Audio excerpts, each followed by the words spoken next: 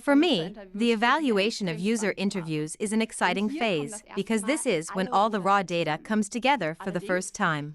But the more of these data actually come together, the more difficult this evaluation is. I still remember a project that dealt with the issue of a shortage of skilled workers in rural areas. And we, the project team, drove all over Germany in a minivan to find out how people in cities, but also in rural areas, make their job decisions. So 29 interviews later, we come back from this road trip. We were also partly at different stops, and so we first had to start sharing all our findings. And we started writing those on sticky notes and putting them up on the walls. And it went on and on. It didn't stop at all until this huge room was hanging on all the walls full of notes. Maybe you like watching crime shows as much as I do, where the cops always have each other's backs when they enter a strange room. And then they stand there back to back so that danger can't surprise them.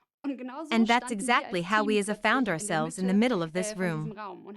We had this feeling that we had to back each other up so that this encircling information won't overwhelm us.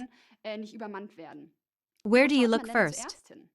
And that's exactly how we stood there, with this big question mark. What's next? What are we actually going to do with this huge amount of data? So we decided, wait a minute, let's close our eyes and think about this one moment where we were emotionally touched. Where we say, hey, I remember that so well. That one person in the interview said something where we were. That was something. And so we started doing that. Everybody shared their moment in the team, and then we looked for the information about it on the wall.